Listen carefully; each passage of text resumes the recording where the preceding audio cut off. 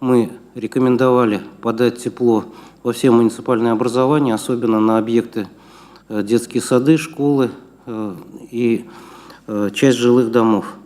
Бу быелгы ягулык сезонының төп яңалыгы. Элек коммуналчылар уртача температураның 5 көн дәвамында 8 градус торганын кетсә, быел яшәүчеләрне иртәрәк җылыта башларга булганнар. Татарстан Республикасы министрлар кабинетында узган брифингта республиканың 28 муниципалитетында сезон башлануы хәбәр ителде.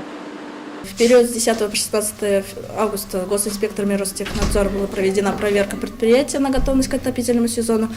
На сегодняшний день все котельные, тепловые сети, арендованные мини-котельные начали пуск тепла по городу Нурлат, многоквартирным домам, с детским садам и школам. С 1 октября будет осуществлен пуск котельных по Нурлатскому району.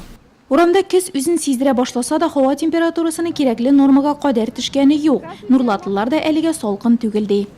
Салкын түгел. Бездә капитальный ремонт булды безнең домда, безнең иде бик җылы булды кышкыны, бик әйбәт. Быелгы кышта былтыр җылы булсын, әйбәт булсын. Безнең иде җылы булды, кышны бик әйбәт уздырдык.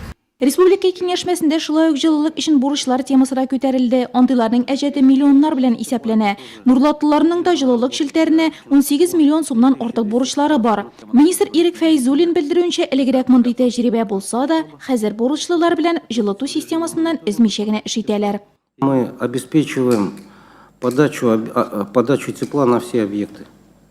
Управляющие организации, органы муниципальных образований, соответствующие, занимаются работой с конкретными должниками. Здесь разные методы присутствуют работы, в том числе и судебные решения. Но теплом будут обеспечены все жилые дома республики. Таких действий, когда мы отключали, мы сейчас не производим.